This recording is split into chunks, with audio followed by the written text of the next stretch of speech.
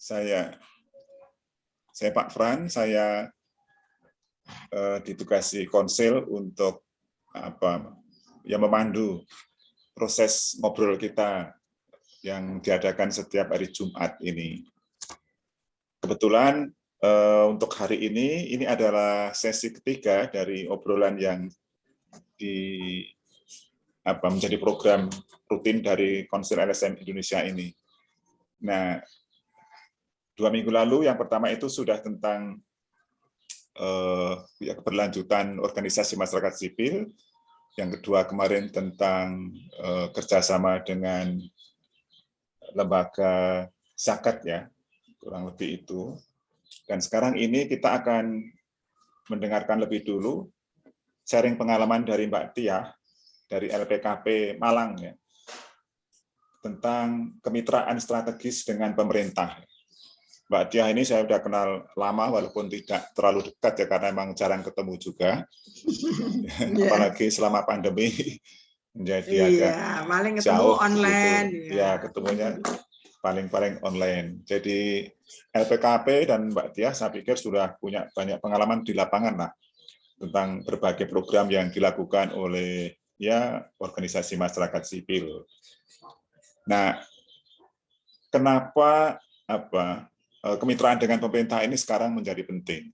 Menurut saya memang kita pendekatannya itu berbeda dengan waktu dulu, katakanlah Orde Baru ya. Kalau Orde Baru dulu itu mungkin cenderung face to face ya, dan itu bisa dipahami. Tetapi sekarang ini memang kita menyadari bahwa pemerintah juga sudah semakin baik. Jadi banyak lembaga organisasi pemerintah di SKPD di daerah-daerah saya kira sudah semakin terbuka dan mereka sudah semakin memahami siapa itu LSM atau organisasi masyarakat sipil ya. Kalau dulu kan kita selalu dicurigai terus itu ya, sehingga ya saling curiga terus. Nah, untuk itu saya kira pendekatan program kita juga memang perlu berbeda, tidak seperti dulu. Jadi istilah mungkin yang lebih cocok memang kemitraan itu. Kalau saya menggunakan misalnya kolaboratif itu saya agak kurang serg gitu. Kesannya itu konotasinya kok kalau kolaboratif itu ada unsur KKN gitu ya kalau kolaboratif. Nah, ini memang kemitraan atau mungkin sinergitas ya, sinergitas antar organisasi masyarakat sipil dan pemerintah. Dan mungkin nanti lebih luas lagi yang sekarang kan kecenderungannya, trennya itu kan dengan pentahelik itu ya. Jadi ada 5 pilar itu. Pemerintah, kemudian perguruan tinggi, kemudian private. Kalau private sektor kita sudah cukup biasa lah dengan CSR-nya mereka. Ada media dan kemudian ada 5. Ya, media, pemerintah, perguruan tinggi, masyarakat sipil. Masyarakat sipil ya, itu sudah 5 itu. Kalau terjadi sinergitas di antara 5 pilar dalam masyarakat itu saya kira memang bagus sekali. Walaupun kadang-kadang juga tidak mudah lah. Kita sebagai organisasi masyarakat sipil menurut saya memang harus berani kalau orang Jawa itu ngelondoh lah. Artinya ya jangan kita cukup percaya diri, tetap independen, tetapi nggak usah jumawa lah gitu. Jadi ya kita baik-baik saja supaya hubungan kita juga bisa menjadi baik sehingga ada resources yang bisa di-sharing yang kemudian bisa lebih menambah nilai dari program yang dilaksanakan pemerintah. Jadi saya kira itu kita dengar dulu sharing dari Mbak Tia, nanti kita akan obrolkan selanjutnya. Silakan Mbak Tia. Baik. Waktunya secukupnya lah. Iya, santai Mas Fran. Santai saja. Santai saja ya. Terima kasih Mas Fran, teman-teman semua. Ini obrolan santai dan ringan-ringan saja karena saya juga tidak terlalu expert, hanya ini ingin berbagi pengalaman dengan kawan-kawan semua. Dan kemarin sebetulnya juga agak mendadak dan saya pikir waktu Bang Anik menghubungi saya itu saya mau diajak join untuk menjadi audien gitu ya. Ternyata diminta untuk sharing, jadi waktu itu ya oke lah saya menggarisbawahi. Basisnya pengalaman ya Mas Anik saya gitu, karena kalau teori aku nggak punya ya saya gitu Mas Bra. Iya. Terima kasih. Assalamualaikum warahmatullahi wabarakatuh. Waalaikumsalam. Salam Om Swastiastu, Namo Buddhaya, dan salam kebajikan. Rahayu untuk semuanya kawan di sini. Saya Sutia dari LPKP Jawa Timur yang juga menjadi bagian dari jejaring Konsil LSM Indonesia. Senang sekali karena diberi kesempatan bertemu dengan kawan-kawan setelah sekian waktu kita diketemukan dalam satu kongres gitu ya. Terus diskusi untuk merumuskan renstra-nya Konsil. Dan beberapa waktu yang lalu kami sempat mengundang Mas Anik untuk ngobrol dengan jaringan kawan-kawan di Rumah Inklusi Jawa Timur, yang itu juga sangat menarik, sehingga kami pikir memang ruang-ruang untuk bagaimana kita memperkuat ya, untuk mengkapasitasi diri kita agar bisa bermitra dengan pemerintah itu menjadi sangat menarik. Dan alhamdulillah LPKP sendiri saya kira memang sejak awal, walaupun tadi Mas Fran juga sampaikan di periode orde lama, orde baru yang lalu atau periode sebelum reformasi dan sekarang itu keberadaan NGO atau keberadaan LSM di mata pemerintah itu ya seperti yang mungkin kawan-kawan ketahui. Tapi memang sampai hari ini saya kira bagi LPKP sendiri tidak terlalu sulit untuk menyesuaikan karena kami dulu kerja-kerjanya itu tidak langsung konfrontasi ya, atau tadi yang disebut face to face dengan pemerintah. Nah, itu yang membuat saya sendiri karena sebetulnya saya ini bekerja di LPKP itu sudah sejak awal. Jadi pengalaman di berapa lapangan. Tahun Mbak jadinya Mbak? Saya sejak 93 Mas Ran. Jadi 93 itu saya masih jadi relawan. Ya, sampai sekarang, sampai tua gini ya. Sudah hampir 30 tahun. Dinamikanya memang luar biasa. Bagaimana kita menghadapi situasi yang berubah pada saat Orde Baru yang agak represif gitu ya, dengan segala cara kita untuk tetap melibatkan pemerintah. Jadi waktu itu kami bekerja di satu program dengan FADO di isu pertanian. Ya syukurnya memang kita waktu itu bekerja tidak pada isu-isu yang keras itu, misalnya advokasi atas kebijakan yang itu kemudian berpihak pada masyarakat lemah langsung, tetapi kita bekerja dari yang fungsional gitu ya, di pertanian, di peternakan, di lahan kering. Relatively tidak terlalu kelihatan, walaupun target akhirnya sebetulnya juga bagaimana kita menjamin atau mencoba mengadvokasi hak-hak masyarakat sipil secara penuh dalam konteks masyarakat yang demokratis. Nah, saya akan memulai, walaupun saya tidak menyiapkan bahan presentasi yang komprehensif, saya hanya akan menggunakan ini sebagai guidance obrolan supaya tidak terlalu ngalor ngidul jauh gitu ya. Nah, LPKP sendiri ini berangkat dari LPKP tentunya, mohon maaf teman-teman semua. Jadi kenapa LPKP ini bermitra dengan pemerintah di semua level tentunya, mulai desa, kecamatan, kabupaten, kota, provinsi gitu ya.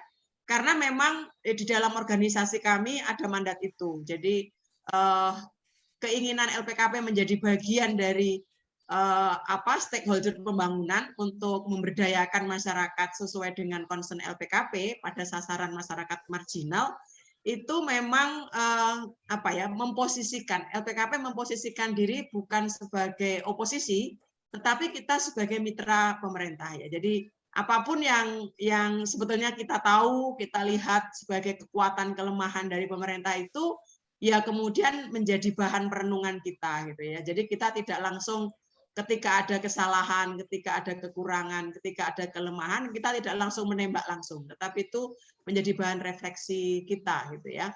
Karena memang di mandat organisasi kami di LPKP, Lembaga Pengkajian Kemasyarakatan dan Pembangunan itu, posisi LPKP adalah mitra dari pemerintah. Dan bagi kami juga kemitraan itu menjadi strategi untuk mencapai tujuan atas perubahan. Jadi kami meyakini ketika awal dulu di era Orde Baru itu banyak sekali LSM yang kemudian underground dicurigai gitu ya, bahkan itu berlawanan gitu ya dengan pemerintah karena LPKP sendiri bergerak di isu-isu yang tidak terlalu keras gitu ya.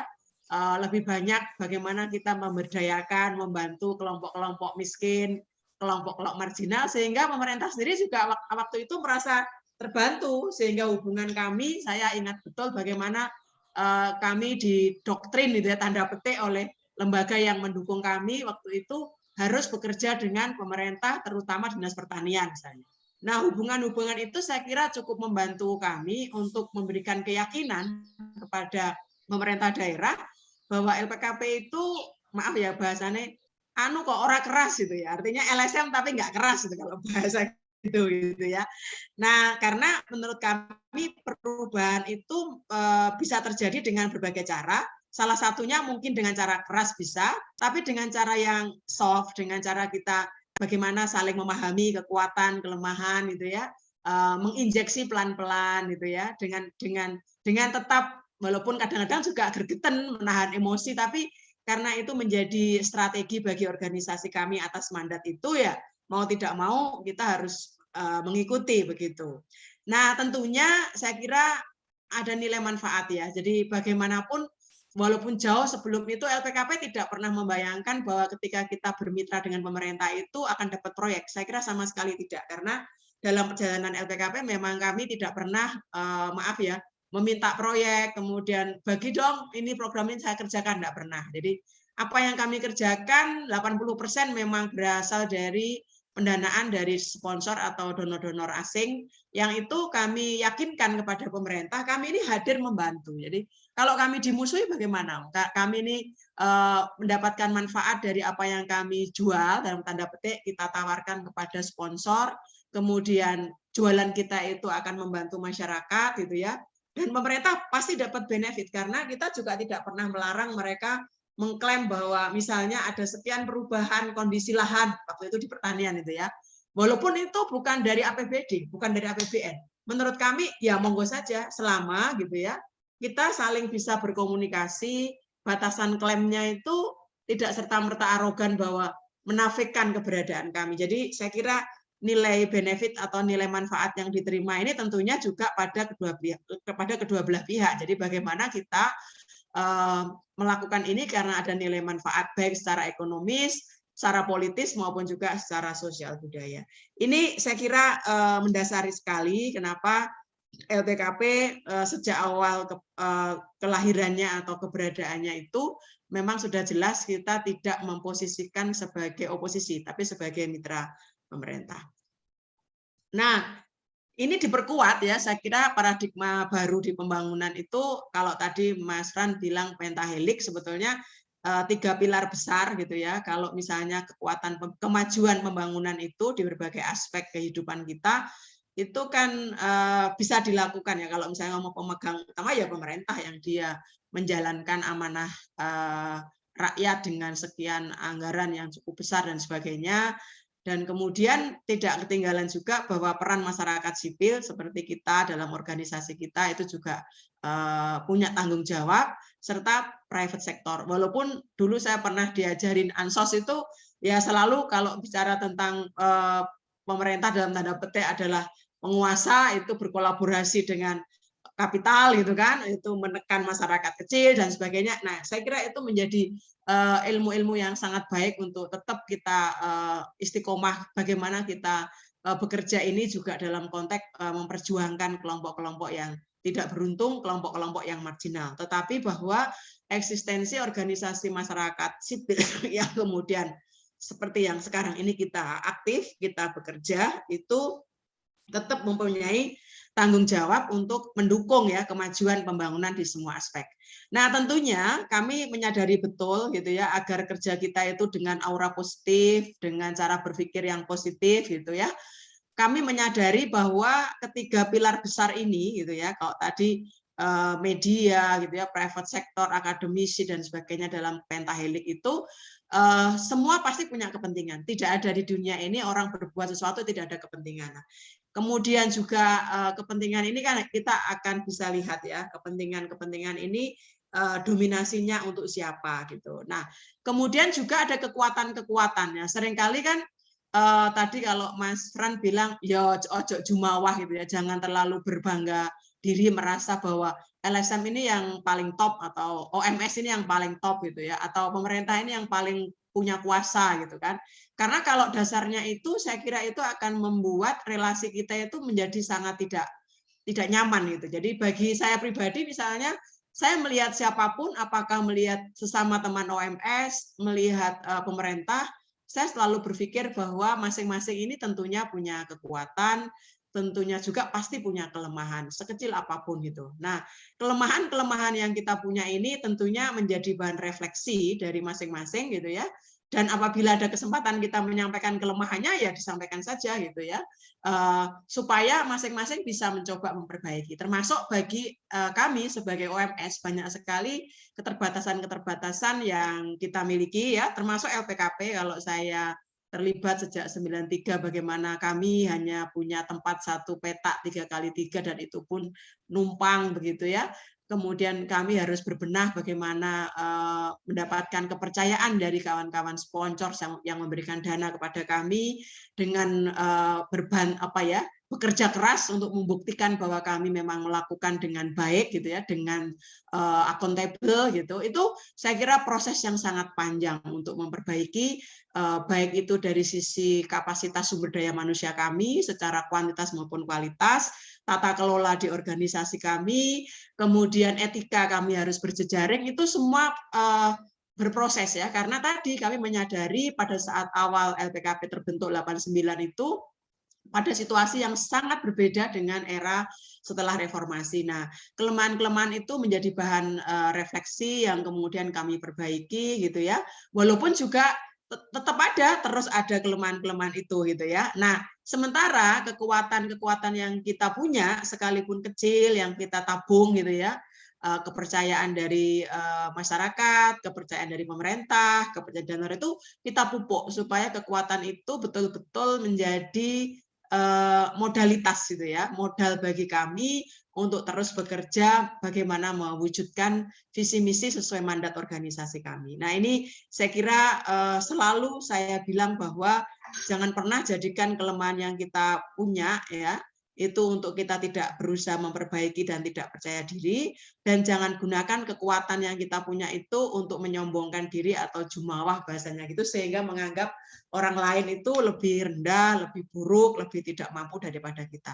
Ya, ini prinsip-prinsip yang kemudian insya Allah menurut hemat kami akan melanggengkan hubungan kami gitu ya, baik dengan sesama OMS di wilayah lokal di Malang, di Jawa Timur, termasuk juga saya kira di Indonesia. Ini saya kira hal penting yang selalu kami juga tekankan kepada kawan-kawan di internal organisasi kami. Nah, prinsip dalam kemitraan yang kami terus benahi juga, saya kira terus kami pelajari gitu ya. Saya kira independen itu penting karena dari awal kehadiran kami itu sebetulnya juga memang independen, kita tidak di bawah organisasi apapun ya, termasuk LPKP. LPKP hanya ada satu LPKP, kalaupun kita punya cabang, ya itu kebetulan ada program di wilayah mana begitu. Dan kami tidak punya afiliasi dengan partai politik tertentu, dengan elit politik dan sebagainya.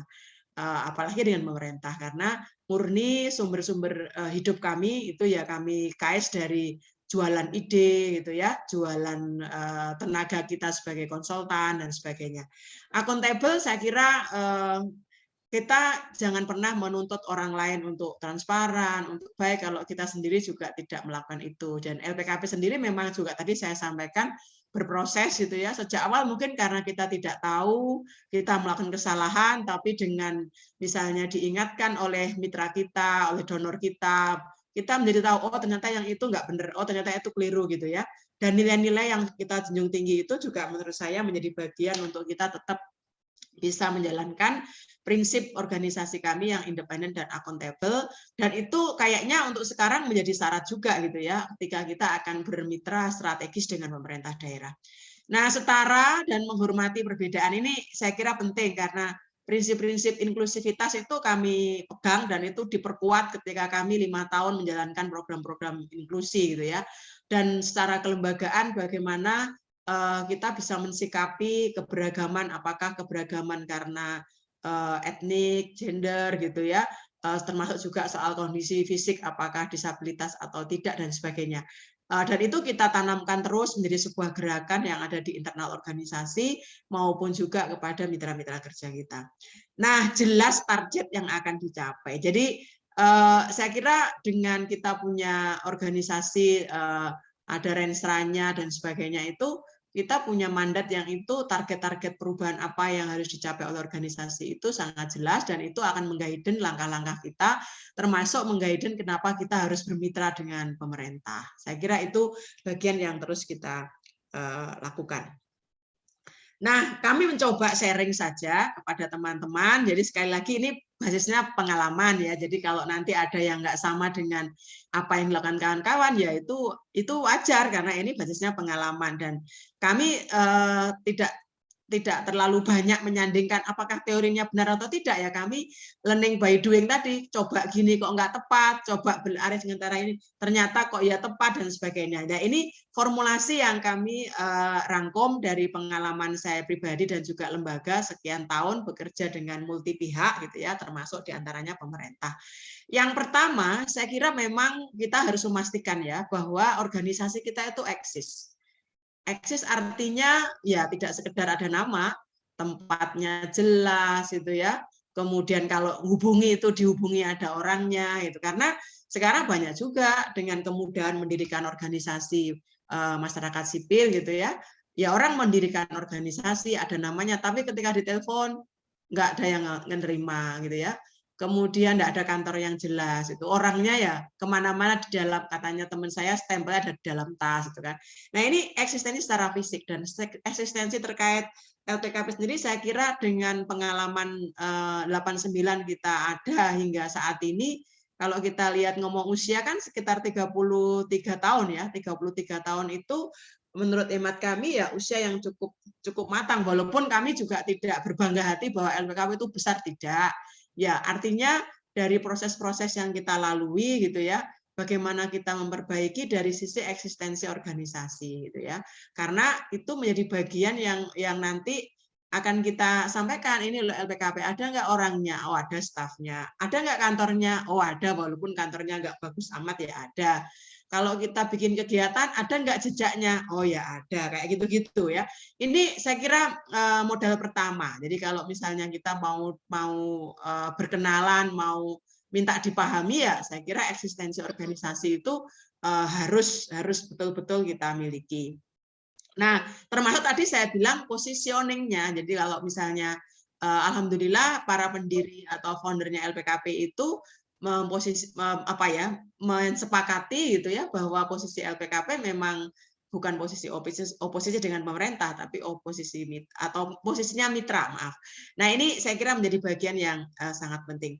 Nah saling kenal dan memahami, artinya ketika kita itu sejak awal adalah memposisikan stakeholder termasuk pemerintah sebagai mitra, kalau kita bermitra itu kan kita harus berusaha kenalan dengan baik gitu ya. Tadi saya sampaikan, apakah kenalan itu secara formal? Secara formal itu maksudnya begini, setiap program kita jauh sebelum era saat ini misalnya, kita itu kalau ada program-program mesti ya kula nuwun gitu ya, izin. Kalau bahasa formalnya itu ngurus izin dulu tuh ke Sbangpol gitu ya.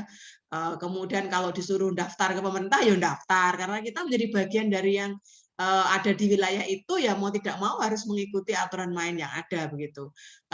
Artinya kita itu nek basa Malang ora kok metesek, oh LSM mau diatur pemerintah, enggak.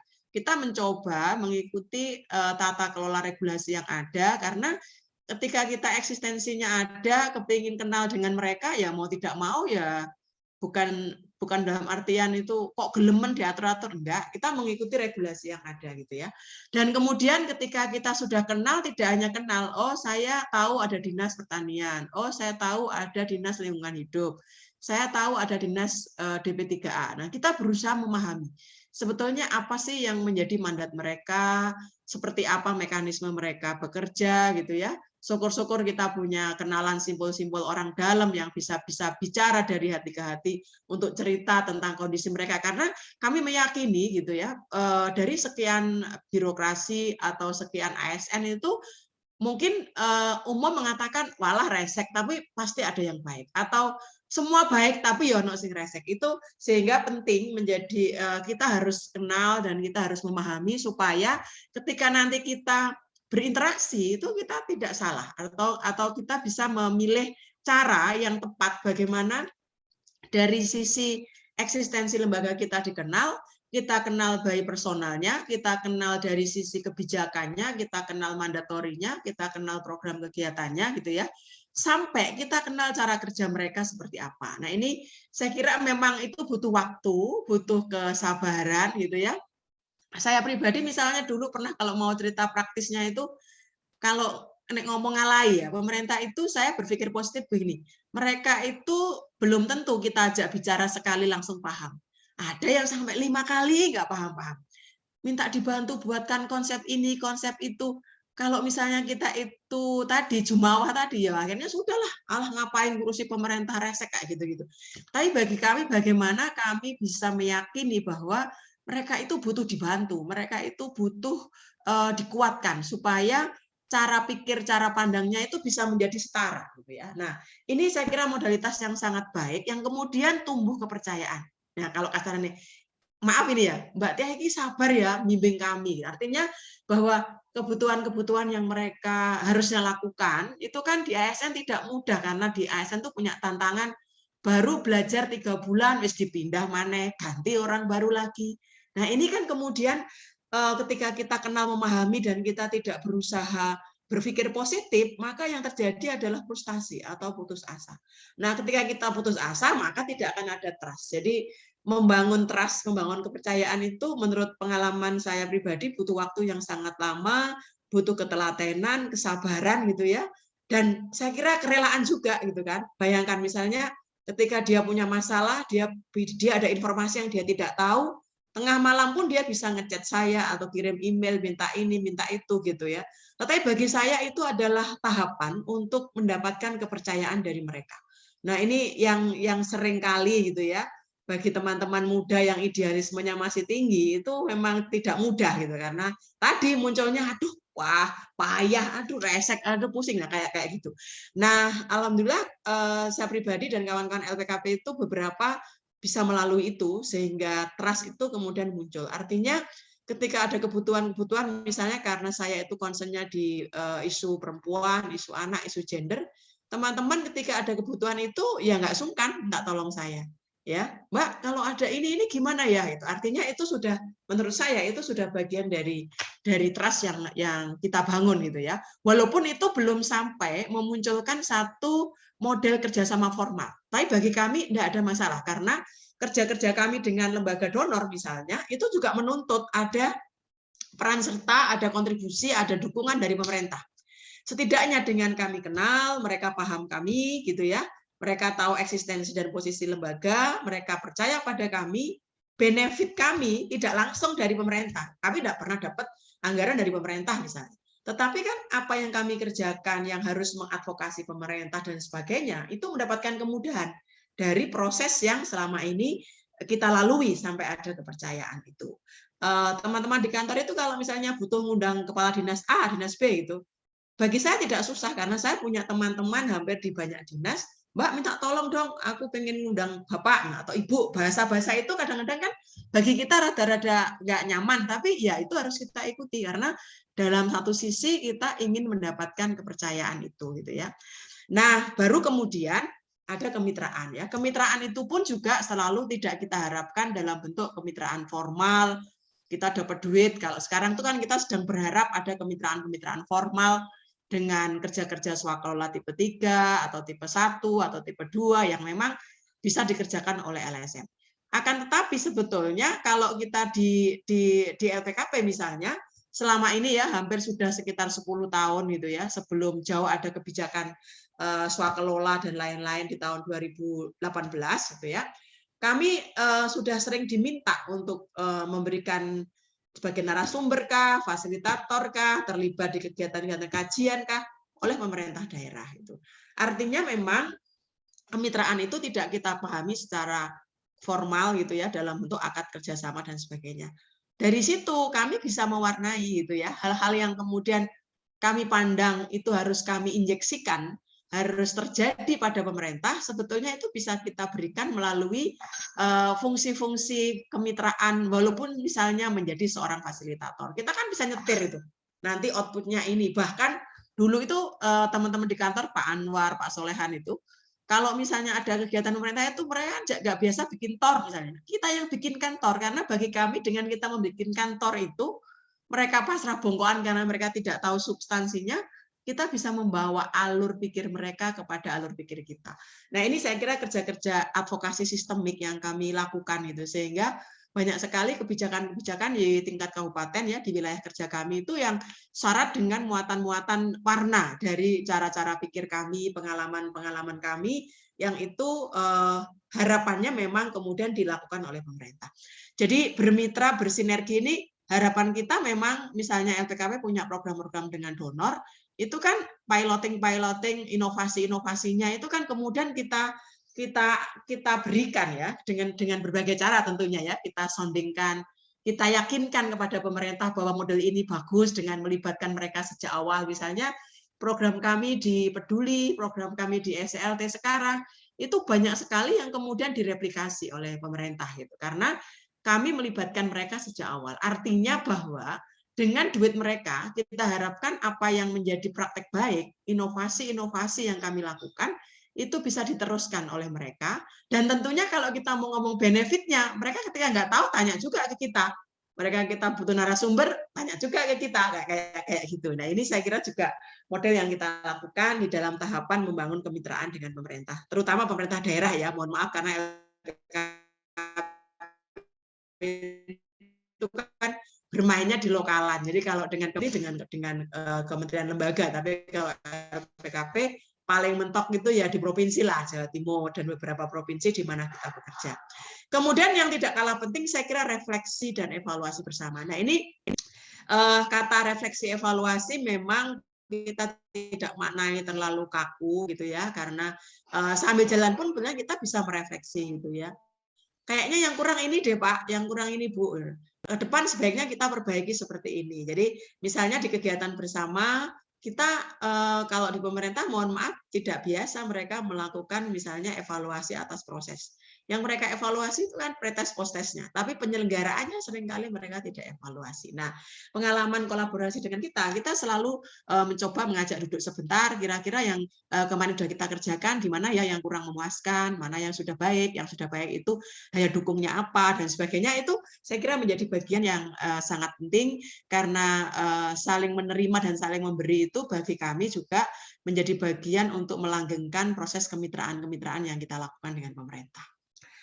Selanjutnya saya ingin menyampaikan daya dukung apa sih yang biasanya membantu mempermudah dalam kerja-kerja kemitraan kita dengan pemerintah. Yang pertama, saya pikir memang kita perlu tahu tadi, kenal memahami itu, mereka itu punya apa sih, mereka itu punya mandat apa. Nah, itu kalau sudah ketangkep ke kita, biasanya pemerintah akan mudah kalau apa yang kita lakukan itu sejalan dengan yang dimandatkan oleh mereka.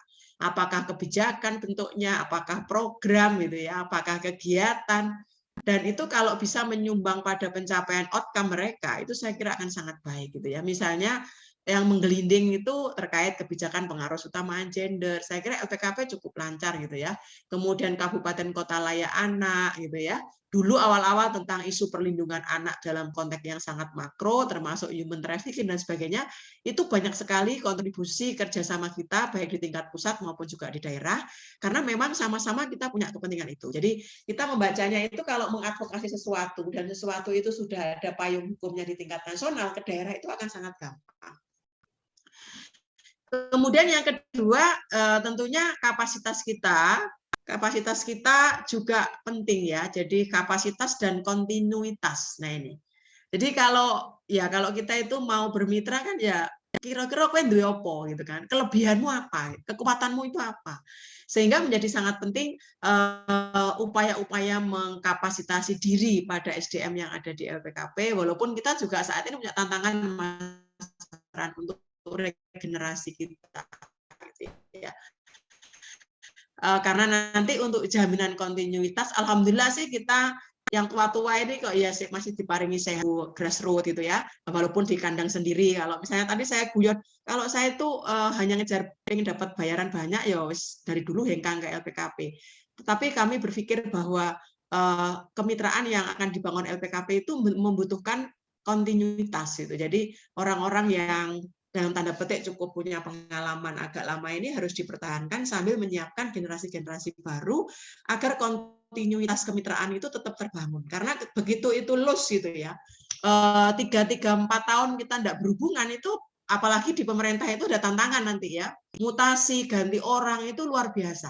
Dan itu kalau tidak ada proaktif dari kita, itu akan kehilangan jejak dalam kemitraan itu. Jadi menurut saya daya dukung dari lembaga itu harus kuat terkait dengan kapasitas. Jadi kalau misalnya LPKP itu brandingnya cukup dikenal kuat di isu-isu perempuan, isu anak misalnya ya, isu gender misalnya. Saya kira itu yang harus terus dirawat gitu ya, terus dikuatin supaya ketika ada kebutuhan-kebutuhan itu ya ke sini gitu. Kemudian berbasis bukti dan pengalaman. Nah, artinya kalau selama ini teman-teman berpersepsi ala LSM itu mau bengok-bengok tok, teriak-teriak aja tapi tidak pernah ada konkret apa yang diusulkan. Saya teringat banget tahun 2005 ketika saya itu masuk di lingkungan OPD yang sama sekali saya tidak terbiasa waktu itu, Dinas Kominfo ya waktu itu, karena waktu itu saya bekerja di satu programnya UNDP. Ada pernyataan begini, walah tak pikir LSM itu kayak yang selama ini kita tahu, datang ke kantor, oprak-oprak, pulang-pulang dikasih amplop 50.000 sudah diem saja. Kalau ada seperti LSM kayak punyanya Buti, kita enak ya dibantu. Nah kayak gitu itu saya kira memang bagian dari bagaimana kita bisa membuktikan bahwa ketika kita mengkritisi, kita harus punya kemampuan untuk memberikan input. Kita harus punya kemampuan menunjukkan seperti ini loh kalau misalnya mau bagus itu kan. Jangan seperti itu kurang ini, kurang itu. Artinya bahwa evidence base itu menjadi sangat penting, berbasis bukti, apalagi kalau misalnya kami membuat inovasi-inovasi, hasil-hasil itu kan dengan sponsor itu kan. Nah, itu kan sumber dayanya cukup banyak. Sementara pemerintah seringkali tidak punya cukup kekuatan untuk membuat sama seperti yang kita lakukan. Nah, kita harus punya fleksibilitas, jadi jangan kaku. Nggak bisa Pak kalau nggak seperti ini. Nah, karena kalau kita sudah mengkat begitu, mereka akan menjauh dari kita. Nah, yang kita lakukan adalah sampai duweni kayak apa, gitu kan? Kekuatannya seberapa? Mari kita formulasikan agar yang kita tawarkan, inovasi gitu ya, produk yang kita tawarkan itu walaupun tidak sebagus yang dibuat oleh USAID, setidaknya gitu ya, mendekatilah Pak gitu atau Bu gitu ya. Artinya ini daya dukung yang harus kita siapkan bagaimana agar kemitraan itu menjadi lebih smooth gitu. Ini pengalaman kami. Nah, tantangan ya, terakhir nih, slide terakhir. Nanti kita diskusi mungkin akan lebih menarik. Tantangan yang kami hadapi di rentang waktu kita membangun kemitraan dengan pemerintah dalam segala program yang kami punya itu tadi tetap aja persepsi negatif itu masih muncul. Karena tadi walaupun ASN itu kan banyak gitu ya, walaupun ada yang bagus juga ada yang enggak bagus gitu ya. Walaupun ada yang banyak yang nggak bagus, tapi ada yang bagus itu. Sehingga diskusi, berpikir positif untuk ngobrol gayeng gitu ya, saling berbagi dengan tetap berpikir positif itu menurut saya terus-menerus kita lakukan gitu ya. Kenal personal gitu ya, pendekatan-pendekatan informal, ngobrol itu menurut saya tetap penting. Saling bersay hello kalau misalnya lama tidak bertemu, itu saya kira juga upaya-upaya untuk mengcounter, untuk meminimalisir persepsi negatif gitu ya, sambil tadi kalau ada evidence base, ada pengalaman-pengalaman yang disaringkan, itu akan jauh lebih baik. Kemudian tantangan mutasi. Nah, ini teman-teman selalu mengeluh gitu kan. Kita kemarin udah oke dengan pejabat ini, dengan kabid, dengan kepala dinas, dengan kasih ini, tahu-tahu pindah. Itu saya kira tantangan yang real ya. Di pemerintah itu kadang-kadang mutasi itu tidak tahunan, bulanan gitu ya. Baru 3 bulan sudah pindah lagi. Belum lagi yang ditaruh itu bukan orang yang menguasai bidangnya. Itu PR menurut saya, dan saya kalau saya pribadi ya kadang ya gregetan tapi tak wolak-walik meneh ya. Lah wong iku memang budayanya begitu, itu memang aturan mainnya begitu kok, ya wis bene lah. Dengan berpikir positif, semakin banyak orang yang kita sentuh, semakin banyak orang yang kita virusi, maka semakin banyak orang yang tahu, dan harapan kami perubahan itu akan semakin cepat. Itu saya kira yang respon atas tantangan ketika terjadi pergantian orang ya, karena mutasi, karena promosi dan lain-lain. Nah, sumber daya OMS yang terbatas ini juga menjadi tantangan. Jadi misalnya kami punya program yang cukup bagus dengan pemerintah, tetapi ternyata support kami itu hanya 1 tahun, padahal ini durung dadi gitu kan. Sementara kita nyari-nyari itu belum tentu yang dapat. kadang ada tenggang waktu untuk bisa dapat dan sebagainya.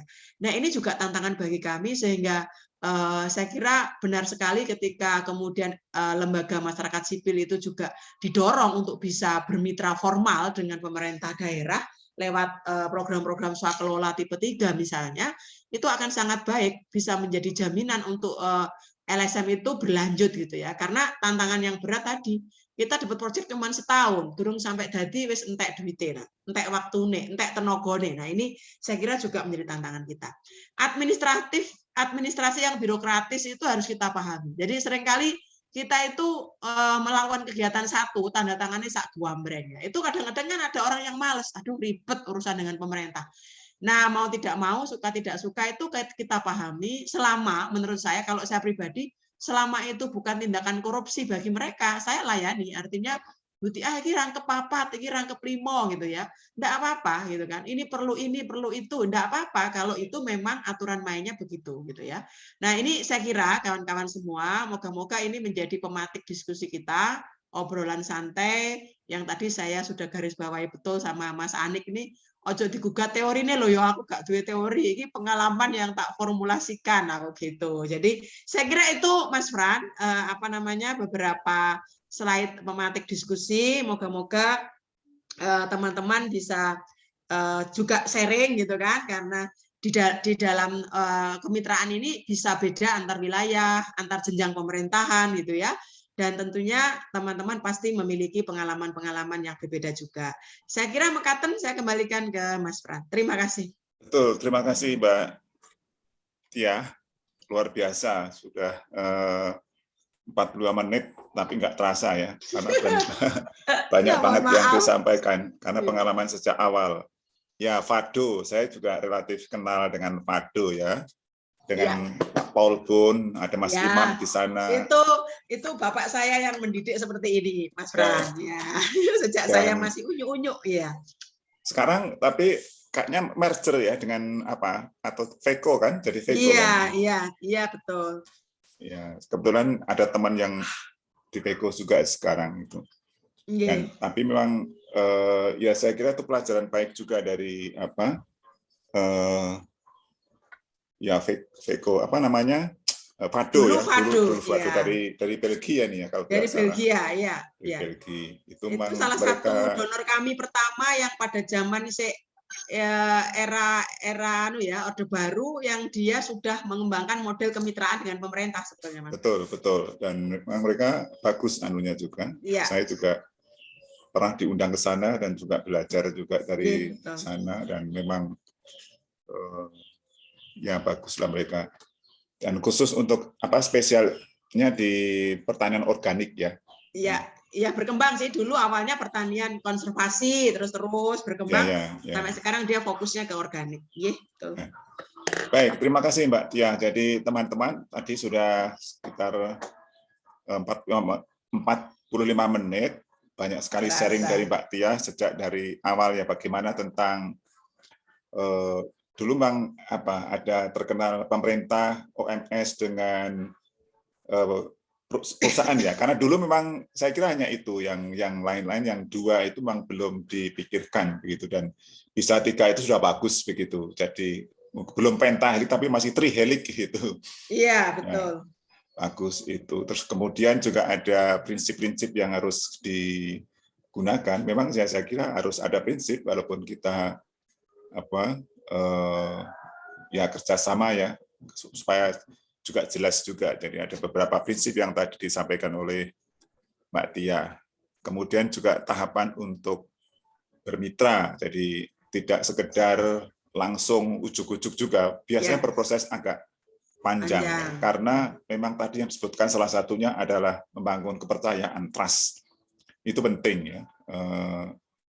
Jadi kadang-kadang memang ada yang lembaga yang pemerintah yang meremehkan kita itu siapa sih Anda ini siapa lu itu ya tidak perlu marah dan tidak perlu sewot begitu biasa saja lah menurut saya. Betul. Nah kita meyakinkan mereka dengan kinerja kita saya pikir itu ya salah satunya dan tadi berbasis bukti dan pengalaman. Bukti dan pengalaman itu yang saya pikir penting.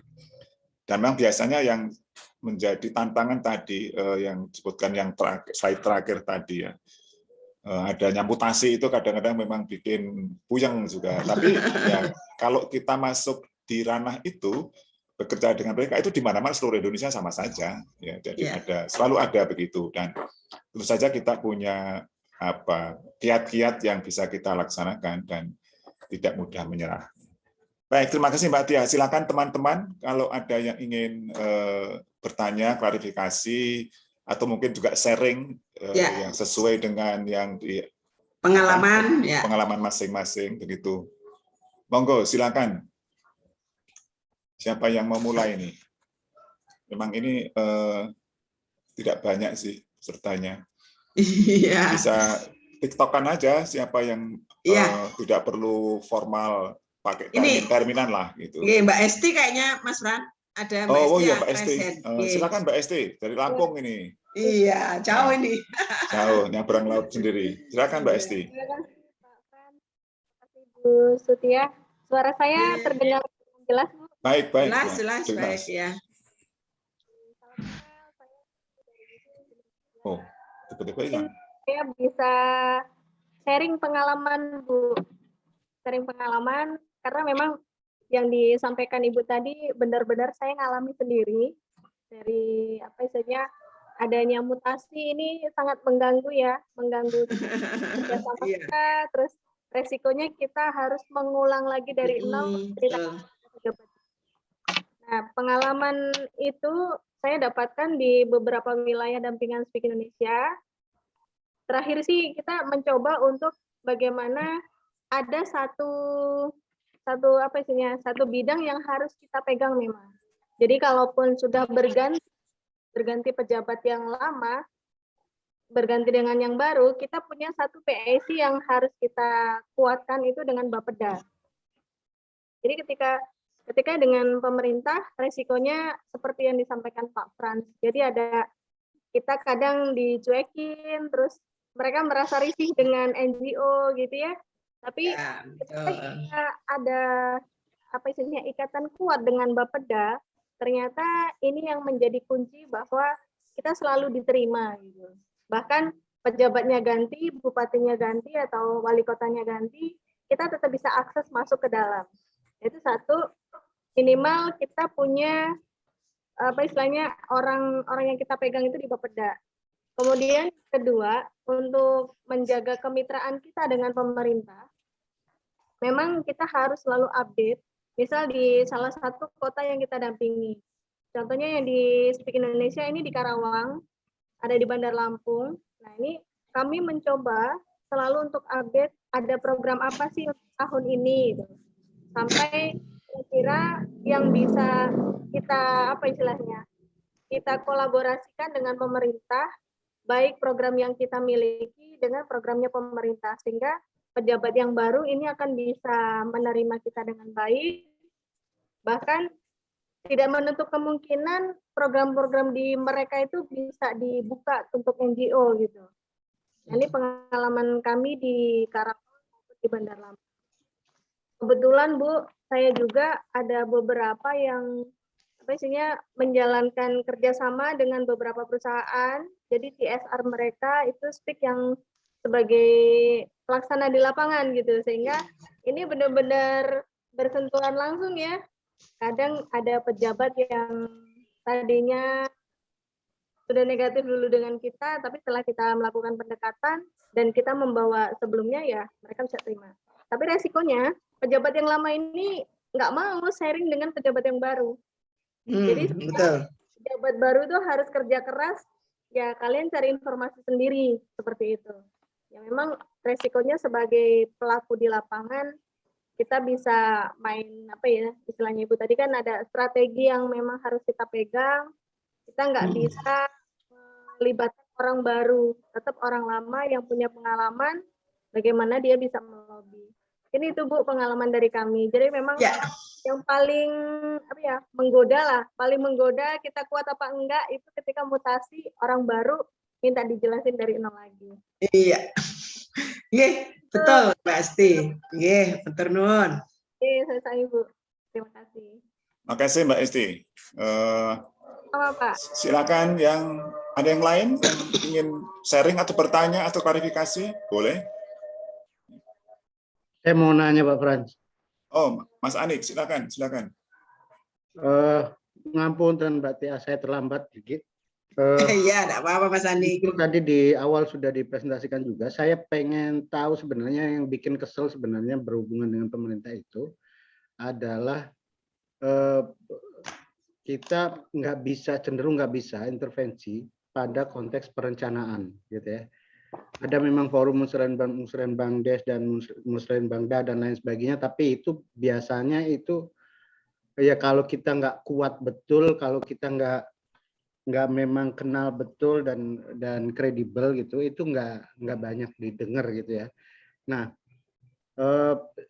saya pengen bertanya bagaimana cara mengintervensi pada konteks perencanaan ini. Kadang-kadang kan kita ngelihat beberapa program yang sudah digariskan, didipakan oleh pemerintah, itu kadang-kadang kita mikir, oh kita di lapangannya kayak gini kok intervensinya seperti itu gitu loh.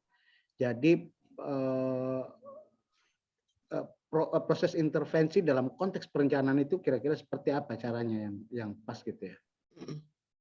Dan kadang-kadang kalau di tingkat OPD itu mereka bilang nggak bisa apa-apa kan.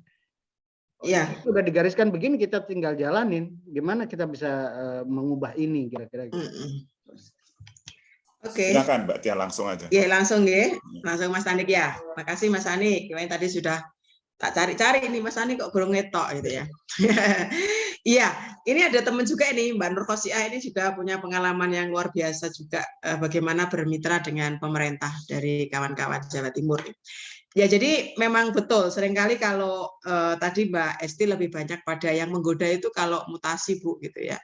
Kita harus mulai dari awal lagi, belum lagi itu orang yang menggantikan itu merasa tidak tahu sama sekali karena saya kalau guyon gini, ya nek mutasi itu mbok ya laporan dan lain-lain ojo digowo kabeh, dikasihkan gitu loh. Namanya sertijab itu ya serah terima jabatan dan serah terima tanggung jawab pekerjaan dan lain-lain. Saya seringkali itu guyon gitu karena sudah saking akrab dengan kawan-kawan karena memang tradisinya di pemerintah itu masih kental ketika ada mutasi itu pejabat baru itu ya nggak dikasih apa-apa ya wes pokoknya gue kalau bahasa Malang itu cari sendiri wes pokoknya apa yang dulu saya lakukan itu ya milik saya bukan miliknya institusi atau miliknya bidang atau seksi gitu. Nah masuk yang kedua tadi seringnya Mas Ani kira-kira seringkali kita itu dilibatkan di Musrenbang. Tapi ya Musrenbang itu ya kayak mau formalitas gitu ya. Diskusi-diskusi itu kan nyaris tidak mengubah sama sekali yang sudah dibuat itu. Apakah di Musrenbang RPG MD atau di RKPD gitu ya. Nah, menurut pengalaman saya justru yang efektif itu di jalur informalnya Mas Anik ya. Kalau jalur formalnya itu kan bahasa kami itu wis standarnya Musrenbang setengah hari. Bagaimana mungkin Musrenbang setengah hari itu mau mengubah segitu banyak hal yang mereka sudah tuliskan gitu ya. Dan itu saya kira agak susah juga gitu karena biasanya kan mereka yang akan terlibat inten itu di bagian perencanaan gitu ya. Sementara kalau misalnya hal-hal yang di lapangan itu kan mereka yang mengeksekusi yang di kabid dan seksi gitu ya.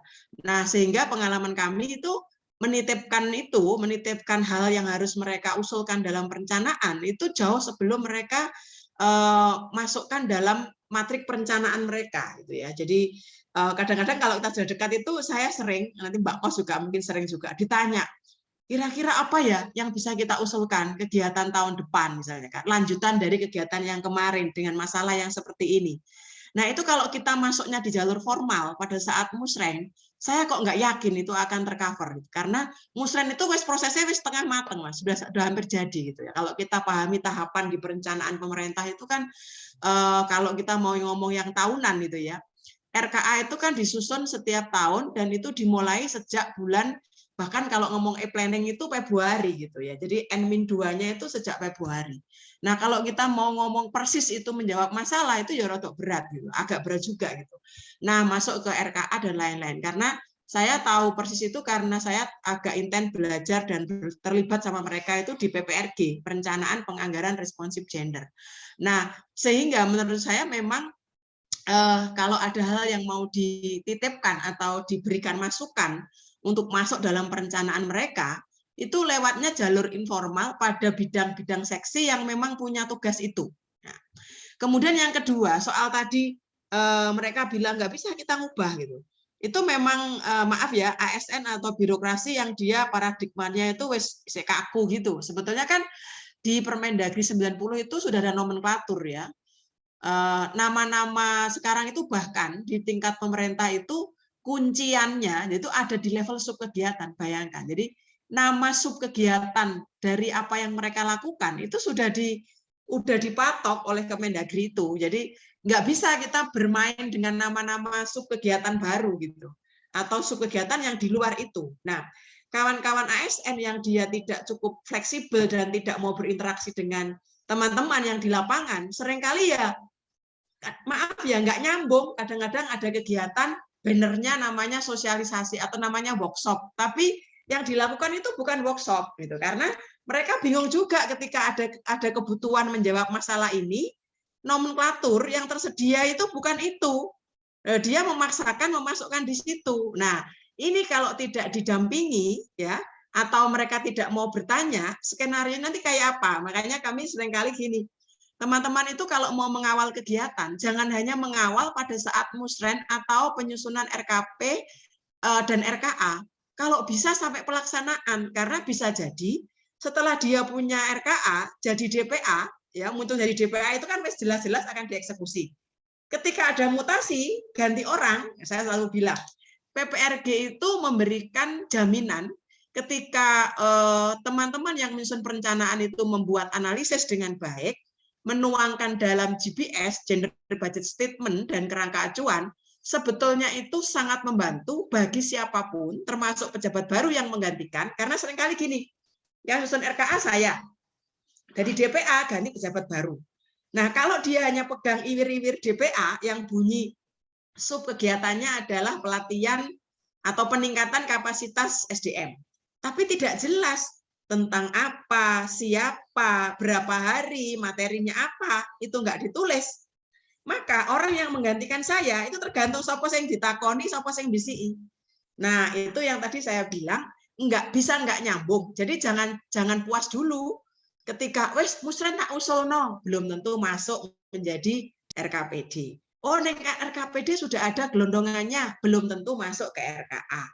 Oh, sudah masuk ke RKA jadi DPA, belum tentu proses hasilnya sesuai yang kita impikan, karena pengawalannya itu harus ke sana. Nah, saya seringkali di nenggone PPRG saya bantu OPD, saya bilang wajib menyusun dokumen dalam bentuk GBS dan kerangka acuan itu untuk meminimalisir penyimpangan by design dan realitasnya. Maaf. Saya bilang kalau inspektoratnya itu ketat, jenengan itu bisa jadi temuan karena dari RKA dituangkan ke GBS dan kerangka acuan, kalau eksekusinya nggak sama akan dibandingkan. Nah, kalau nggak ada GBS, nggak ada kerangka acuan, bagaimana inspektorat mau memeriksa on the track apa tidak gitu. Jadi saya kira pertanyaan Mas Anik itu kalau kita mau komprehensif ya, mengawal apa yang kemudian menjadi harapan kita itu bisa sejalan gitu ya dengan yang dilakukan oleh perangkat daerah. Karena kan tidak semua kegiatan swakelola, kecuali kalau swakelola itu saya kira kita membidik, oh dia punya program ini, kami punya best practice, kami punya pengalaman, kami punya sumber daya manusia yang cukup baik, kami pahami wilayahnya, saya mau apply, atau lembaga kami apply. Ketika apply, OPD menyetujui, itu kita kerjakan, itu kita bisa melakukan sesuai dengan apa yang kita inginkan. Tetapi kan banyak sekali kegiatan-kegiatan OPD itu yang maunya dieksekusi mereka sendiri. Ya tadi kemarin saya guyon, apa sih kok angel men swakelola itu? Kenapa kok susah swakelola? Yang harus dipahami, mereka itu kan ya butuh sesuatu gitu ya, dari yang kecil-kecil itu. Nek kabeh itu dikerjakan gelondongan oleh OMS, mereka itu kan kalau di tingkat pusat, mohon maaf di kementerian lembaga, program itu banyak, duitnya banyak. Tapi kalau di kabupaten, sampean bayangkan, OPD itu ada yang punya kegiatan dengan anggaran hanya 15 juta. Ya toh? Sing lakoni ya ora gelem, sing duwe dhuwit 15 juta itu ya berharga ketika dia seorang eselon 4 dalam setahun dia hanya punya uang sekitar 45 juta. Nah, ini kan kondisi ini tadi kalau saya bilang, kita kenal, kita paham itu supaya kita juga enak. Oh, saya masuk di bagian ini. Tadi Mbak Esti bagus sekali misalnya, oh kita pegang BIC-nya ya. Dan itu belum tentu juga karena di OPD itu ego sektoral, di dalam itu juga kuat antar bidang, antar seksi itu kadang-kadang saya kadang-kadang heran. Mosok sih sak bidang gitu ya, beda seksi, nek kepala bidangnya tidak iso ngomong atau istilahnya bahasanya tidak mampu mengkoordinasikan dengan baik, masing-masing seksi itu akan berjalan sesuai alam pikir kepala seksinya dan outputnya tidak bisa menyumbang outcome. Tuh, itu real itu. Nah, jadi tergantung juga kabitnya bagaimana, kepala dinasnya bagaimana. Karena kan kalau kita pahami di struktur perencanaan, penganggaran, dan juga putus, teman-teman.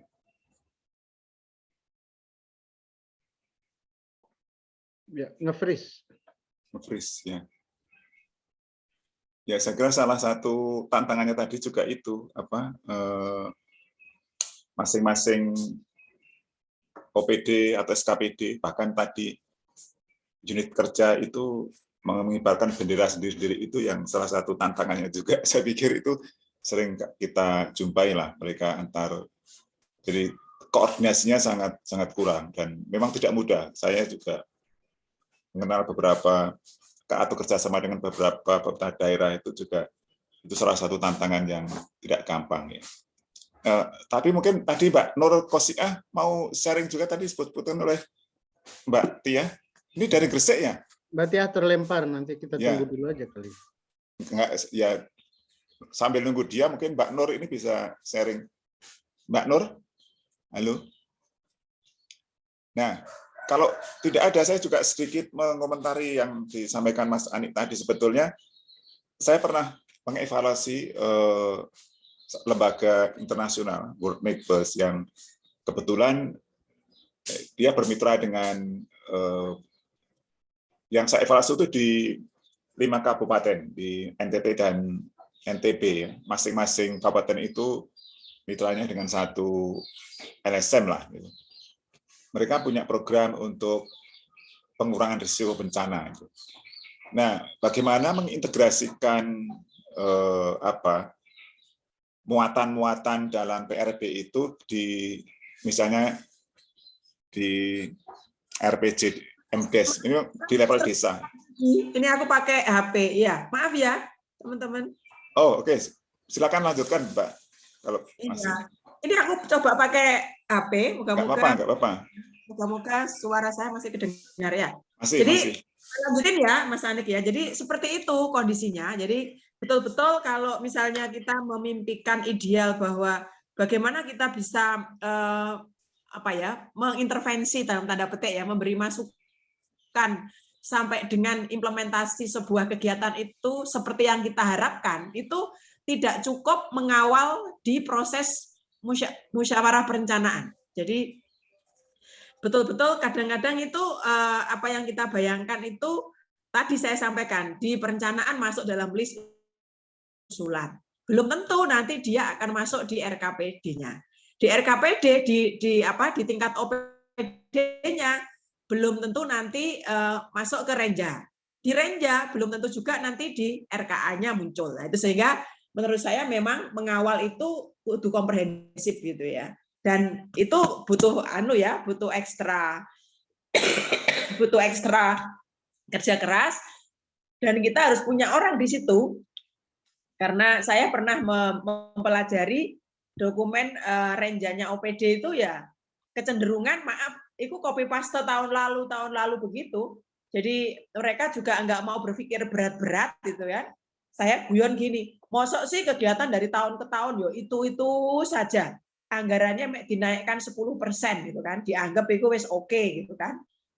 Nah, ini saya kira memang pendekatan perencanaan penganggaran responsif gender itu kalau dijalankan dengan baik bagi OPD itu sebetulnya akan sangat membantu. Cuman sayangnya mereka sebagian ya masih menganggap itu hanya formalitas, itu menambah beban kerja ASN atau kawan-kawan seksi atau bidang gitu kan. Padahal sesungguhnya kalau dilakukan dengan baik itu kan penuangan dalam RKA pada level aktivitas-aktivitas sebagai jabaran dari nomenklatur subkegiatan itu bisa betul-betul menjawab masalah.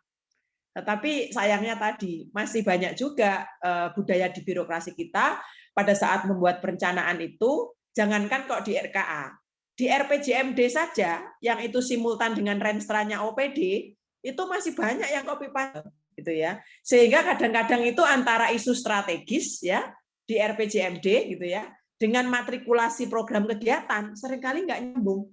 Ini pengalaman saya mencoba mitati gitu ya.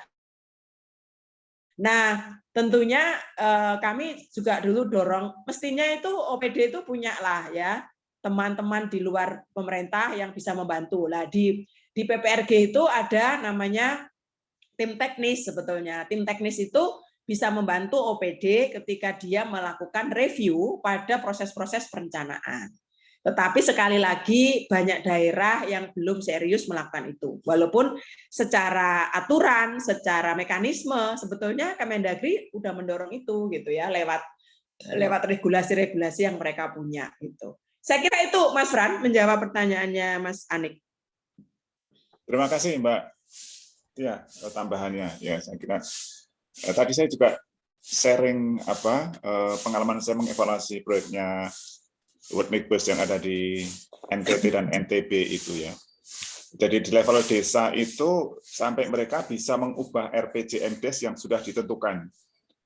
Yang tadinya belum memasukkan unsur-unsur PRB, pengurangan risiko bencana, itu bisa dimasukkan. Itu memang karena menurut saya sih salah satu kekuatannya adalah yaitu petugas lapangannya itu betul-betul pendampingannya itu betul-betul jalan di lapangan begitu sehingga betul-betul dipercaya oleh desa ya, bahkan kemudian juga mereka akan membantu membuat perdes itu di tingkat desa sehingga sangat dipercaya dan bisa itu memang kadang-kadang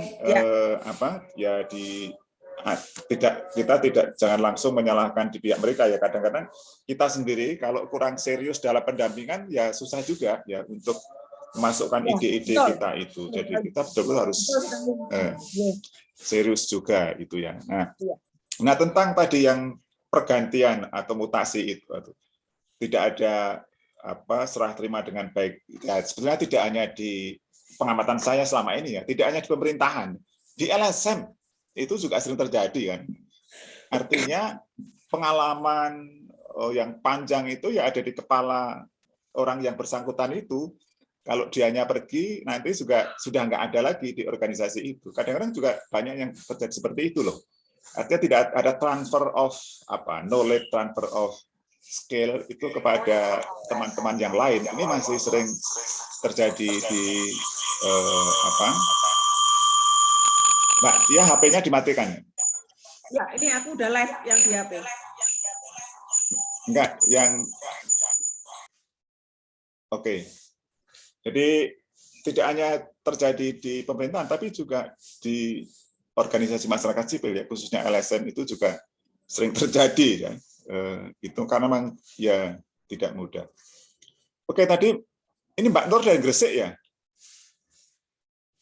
Nggih, Pak. Monggo silakan kalau mau nambah yang sharingnya Mbak Tia tadi.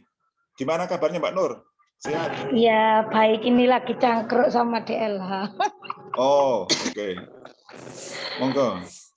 Iya, terkait bagaimana pemerintah itu seperti apa yang diharapkan tadi ya Mbak Tia. Memang kalau untuk bagaimana laporan pemerintah itu seperti kita menurunkan itu agak sulit. Tapi pengalaman saya kalau di Gresik itu kalau masyarakatnya kuat, masyarakatnya loh ya, kalau masyarakatnya kuat dan masyarakat itu mengawal mengawal proses pembangunan atau proses program-program yang ada di dinas itu, tentunya ganti-ganti orang pun itu masih bisa lebih mudah untuk ini mengingatkan atau apa kayak itu. Contohnya di KBPP itu ganti-ganti orang, tapi kita itu sudah MOU dengan mereka, kemudian sudah dalam kebijakannya itu sudah memasukkan unsur masyarakat. Jadi ada tim-tim masyarakat yang bisa masuk dalam program-programnya mereka. Misalnya PPRG desa. PPRG desa itu perbuk PPRG gitu ya. Pedoman PPRG. Di perbuknya itu ada klausul khusus yang itu untuk partisipasi masyarakat, ada tim yang itu dari masyarakat. Harus ada tim dari masyarakat. Kemudian di Dinas Pendidikan itu ada forum khusus yang itu di SK dari berbagai macam masyarakat.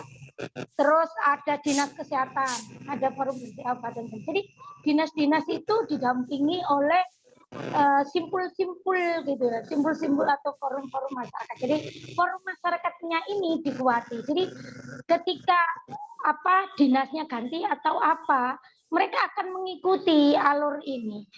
Itu pengalaman saya sih, tapi enggak tahu yang lain. Jadi konsep madani yang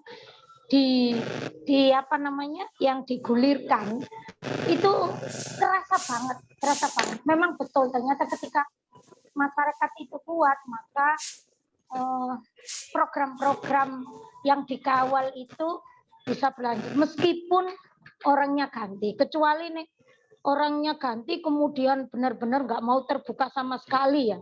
Seperti itu. Tapi kekuatannya kita biasanya pakai jalur politis juga kan, untuk bagaimana memperkuat OPD itu pakai stakeholder yang di jalur politik. Mungkin itu tambahan saya. Terima kasih. Ibu, Terima kasih, mohon maaf Ibu. Mbak Nur. Mau mempertegas masyarakat kuat itu maksudnya dalam prakteknya seperti apa Ibu? Ya, dalam prakteknya itu karena masyarakatnya itu sudah terkelompok gitu ya Pak ya. Jadi terdiri dari berbagai macam perwakilan. Kayak kalau di Madani kan ada simpul belajar giri ya. Nah, di pemerintahan masing-masing, di OPD masing-masing itu ada tim-tim sendiri. Misalnya Forum Gresik Kabupaten Sehat. Itu kan terdiri dari organisasi-organisasi masyarakat. Tapi itu sinerginya dengan dinas kesehatan. Terus di dinas pendidikan itu ada forum PAUD namanya. Nah itu juga terdiri dari unsur-unsur masyarakat sipil. Kemudian di DLH itu ada komunitas pedas itu. Ya, komunitas pedas. Ada tim sadar yang itu terdiri dari unsur-unsur masyarakat. Nah, tapi kelompok-kelompok ini itu dikuati dengan semacam SK-nya dinas atau SK bupati, macam-macam sesuai dengan hasil atau kebutuhannya. Seperti itu. Itu yang terjadi di Gresik. Yang membentuk forum-forum itu siapa, Mbak? Yang membentuk forum-forum itu kan kalau Forum Gresik Kabupaten Sehat itu secara nasional ada. Nah, kita memasukinya adalah unsur-unsurnya di dalamnya itu adalah teman-teman yang di sekitar kita. Jadi teman-teman yang masyarakat sipil yang kuat gitu ya, maksudnya yang sudah beraktivitas, sudah bergelut gitu. Jadi forum itu ada di level mulai nasional, tapi di kabupaten itu ada. Nah itu yang kita isi, itu yang kita isi.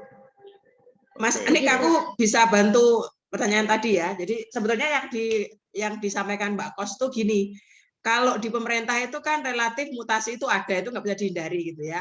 Nah tadi ketika ada keterlibatan masyarakat yang terorganisir dalam organisasi masyarakat sipil, entah itu dia bentukan struktural karena ada mandatori kebijakan, harus bentuk forum Kabupaten Sehat, harus bentuk forum anak misalnya, harus bentuk forum Pokja PUG dan sebagainya misalnya, ataukah yang itu murni dari bottom up, dari bentukan masyarakat selama eksistensinya diakui, ya, dan dia menjadi bagian yang ikut terlibat dalam proses pembangunan itu, maka itu akan sangat membantu mengawal, walaupun ganti orang itu kan kalau di organisasi masyarakat itu kan nggak ganti-ganti, misalnya ya Mbak Kos itu aktif di forum Kabupaten Sehat.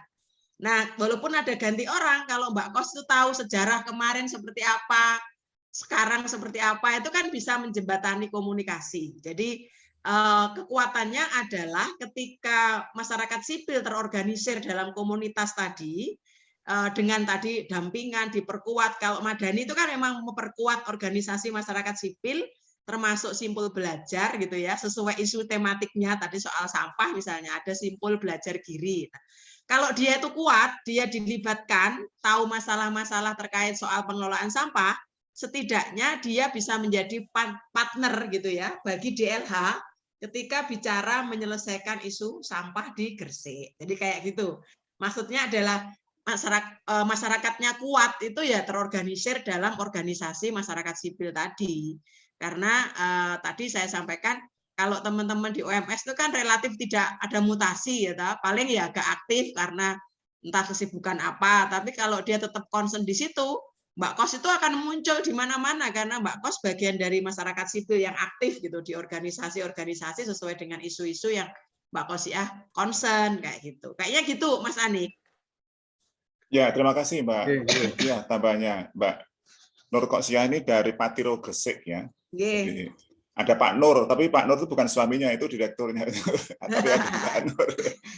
Sesama Nur. Sesama Nur, oke. Sehat-sehat semua Mbak ya. Sana. Alhamdulillah Pak. Oke, sip ya. Ya terima kasih Mbak Tia, benar kayak gitu. Oke. Ya. Nah, itu saya kira satu kiat yang bagus juga ya. Artinya Pak Fran ke Muts ya. Untuk mengantisipasi tadi seringnya mutasi dan sebagainya tadi, salah satu caranya adalah justru memperkuat yang di bawah. Saya kira bagus. Ini satu kiat yang bagus lah ya. Karena tadi ada apa ya? Mungkin ownership terhadap pengalaman yang dimiliki oleh pejabat itu terlalu kuat sehingga dia tidak mau men-share ke teman yang lain. Gitu. Jadi merasa itu miliknya sendiri. Gitu. Padahal kan itu pengalaman itu dibangun di lembaga itu atau di organisasi itu karena dia di situ gitu loh. Jadi itu harusnya menjadi milik publik gitu loh. Publik, itu betul. Jadi pengalaman kami misalnya ada mutasi di Disnaker dulu saya ingat itu. Maka pejabat baru ketika tidak dapat dari pejabat yang lama, dia disarankan coba ngobrol aja dengan LPKP. Nah, itu kan artinya sesuatu yang cukup baik. Ini kalau kita ngomong organisasinya ya. Tadi kan Mbak Kos contohkan komunitas. Itu saya kira juga sama. Konteksnya adalah keterlibatan masyarakat sipil dalam organisasinya itu akan menjadi partner bagi daerah ketika dia ada masalah dengan soal tadi. Deadlock ketika terjadi pergantian, tetapi dia tidak mendapatkan sesuatu dari pejabat lamanya. Itu, Mas. Wah, terima kasih. Bagus sekali itu. Berarti LPKP juga menjadi penjaga marwah. Ya, Pak. SKPD. Saya kira kami menyadari itu, artinya bahwa kami tempat bertanya, itu yang dulu gimana ya Mbak Tia ya? Ya kita cerita akhirnya itu. Saya kira Mbak Kos itu juga gitu. Tadi Mbak Kos itu punya kekuatan lain juga, jalur politiknya kuat. Jadi kalau OPD ini nggak mempan ya lapor aja ke Buabub itu. Oke, ya. Terima kasih. Ada yang lain lagi, isu yang lain ingin disampaikan teman-teman?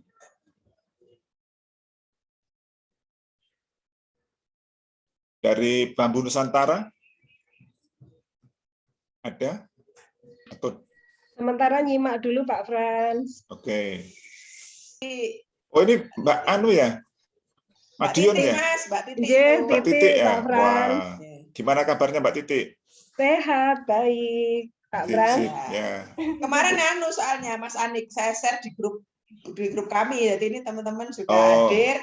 Ini harapannya bisa jadi anggota konsel nih, Patiro, Bambu Nusantara. Gitu kan. Ya bagus.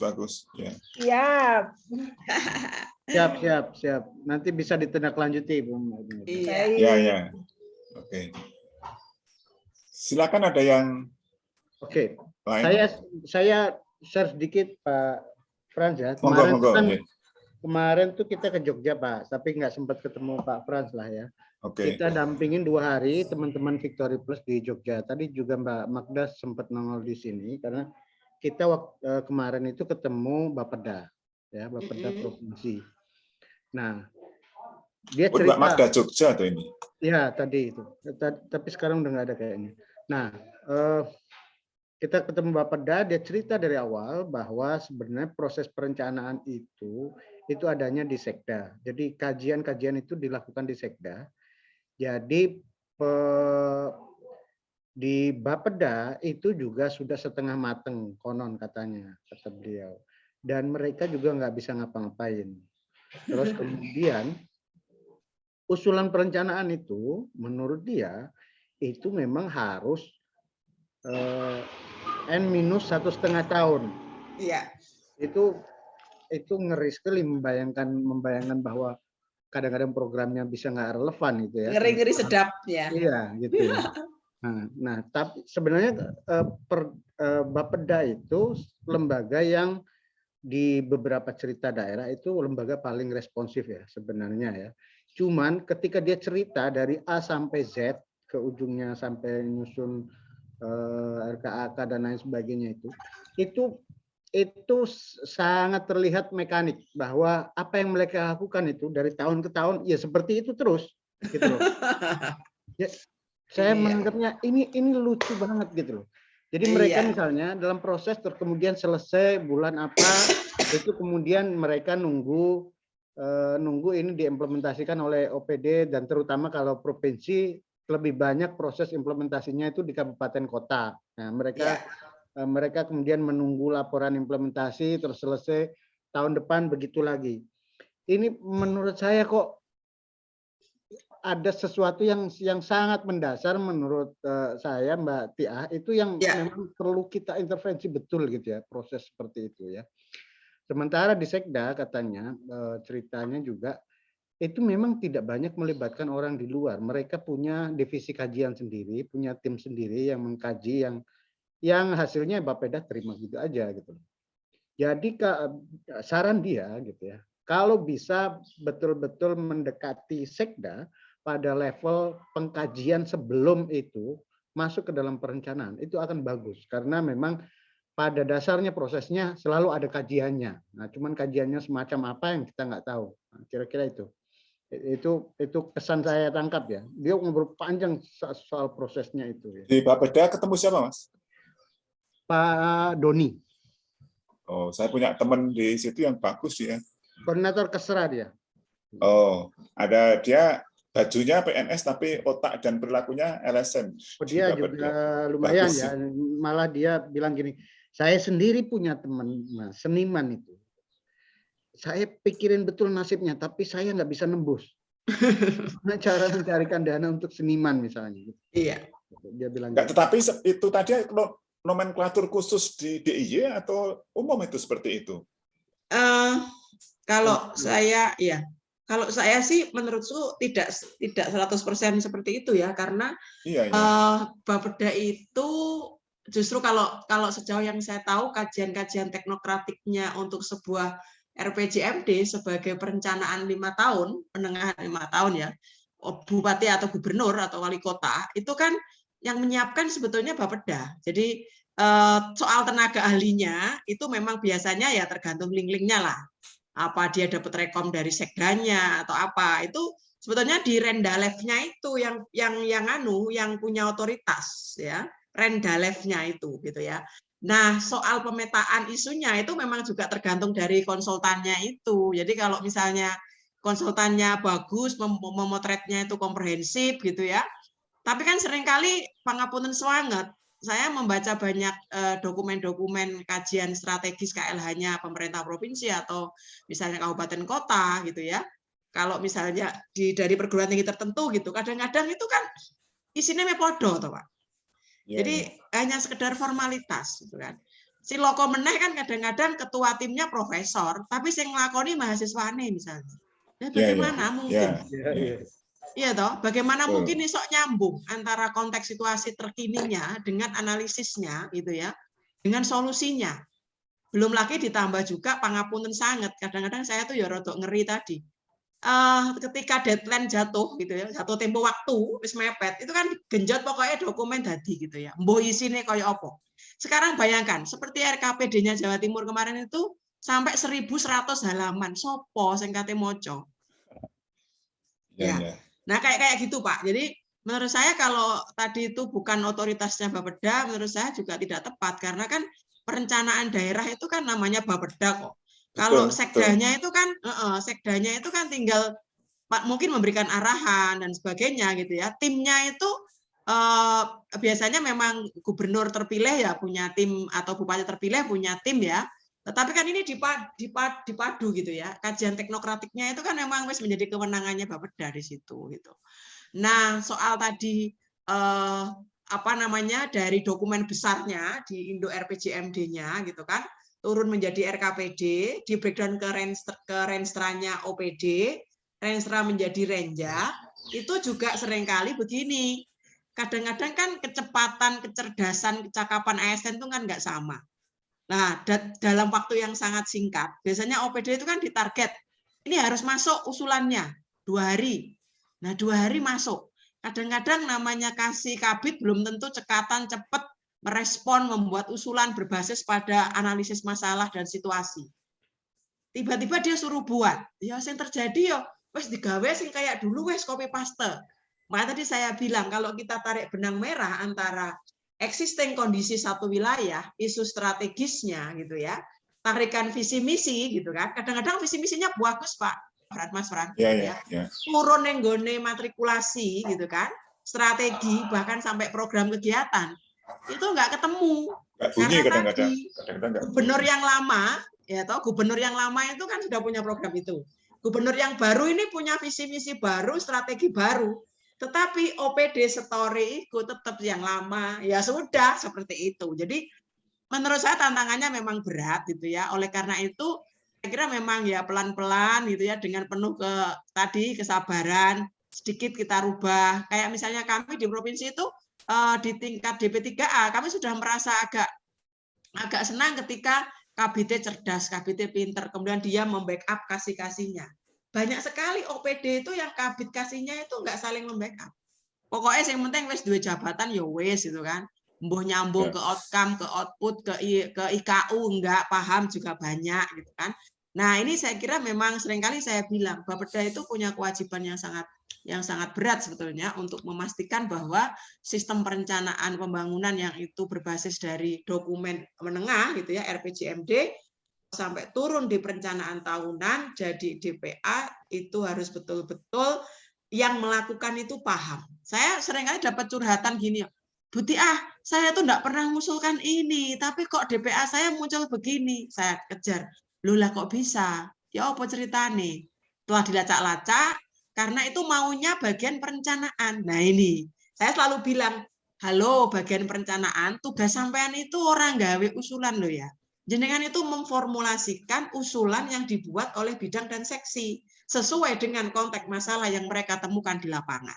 Dicantolkan dengan nomenklatur yang mereka punya sesuai Permendagri. Jangan mengubah. Nah, kadang-kadang kan maaf, ndelok duite. Iki duite mek sakmene ya diguwaki ae sing ngene. Nah, itu ketika tidak sinkronnya antara subbid perencanaan dengan bidang dan seksi yang dia tahu betul existing lapangan. Itu Pak, tantangannya menurut saya kalau ngomong perencanaan di pemerintah itu sangat berat. Jadi sekian tahun saya bekerja membantu mereka di isu perencanaan, kadang-kadang ya tadi, ya ngeri-ngeri sedap, ya kadang-kadang jenuh, kadang-kadang ya rodok-rodok kudu emosi, tapi bagaimana lagi? Itu kondisinya, sehingga pelan-pelan kita tata, alure itu ya dari indeks kinerja utama ke indeks kinerja daerah, kemudian ada outcome, ada output, itu harus ada benang merah. Saya sampai gitu contoh-contoh kayak gitu. Kalau di NGO kan kita diajari begitu, tapi di mereka kan kadang-kadang tidak. Iya, kan? tidak. Nah, itu Pak Bram. Jadi Mas Anik, jadi jenengan pelan-pelan saya digaspol. Nanti digaspol bisa frustasi ya. Ya. Tapi di Bapeda Jogja itu setahu saya juga ada teman-teman saya yang menjadi ya konsultan lah, khususnya untuk isu-isu yang agak gender misalnya, PRB itu ada teman-teman saya yang di sana juga membackup mereka. Itu paling tidak pelan-pelan bisa mewarnai Mas Fran. Memang kalau langsung gretek bareng tak kira memang berat. Ya. Ya. Oke, masih ada dari ini ada Mbak Tini ini dari Cahaya Perempuan. BCC Cahaya Perempuan dari Bengkulu nih. Mbak Tini, salam kenal ini. Mbak Tini pasti bisa. Oke. Halo Mbak Tini. Oke, nggak nyambung. Ada teman yang lain yang mau klarifikasi lagi? Ya, Iya, saya kira kayaknya pengalaman menarik lah dari LPKP memang sangat bervariasi ya, dan kebetulan memang sejak awal berdiri sudah punya pengalaman panjang bekerja dengan pemerintah ya, sehingga bisa tahu persis bagaimana nature ya, kebiasaan-kebiasaan yang ada di teman-teman di pemerintahan ini. Ya, walaupun mungkin memang ada hal-hal benang merah yang sama di masing-masing daerah, tapi mungkin di setiap daerah juga punya karakteristik tersendiri ya. Betul, Jadi, Mas Ran. Kita nggak bisa mengeneralisir juga begitu ya. Antara SKPD saja kita tidak bisa mengeneralisir. Itu sangat tergantung pada pimpinannya juga, Pak. Betul, ya. Mbak Tia, saya mau nanya satu hal, Mbak. Iya, monggo. Ada beberapa teman-teman OMS yang agak sensitif dalam hal ini ya, karena kalau kita mau mendorong kolaborasi antara OMS dengan pemerintah, itu selama ini dikenal ada yang namanya uang kembalian itu loh, Mbak Tia. Iya. Bagaimana kalau kita cara exit strateginya untuk menghindari yang kayak gitu? Iya, betul Mas. Itu kemarin kan jadi guyon saya di waktu koordinasi provinsi ya. Soal swakula tipe 3 itu kadang-kadang kan kita juga tidak semua NGO itu ada yang mau ya gitu.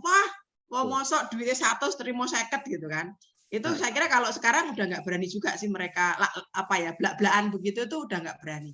Kalau LPKP pernah melakukan pekerjaan dengan pemerintah dan ketika kita komitmen awal kita tidak mau ya, misalnya potong sekian nggak mau. Tapi kemudian kami juga tahu kebutuhan mereka. Misalnya begini, di tingkat tim mereka kabit kasih misalnya kan kepala dinas itu kan juga ingin dapat lah sedikit gitu ya. Maka kita libatkan mereka misalnya pada saat kegiatan itu, walaupun maaf ya sekali lagi, nek ngomong kualitas kompetensi mereka mungkin belum sesuai harapan kita lah.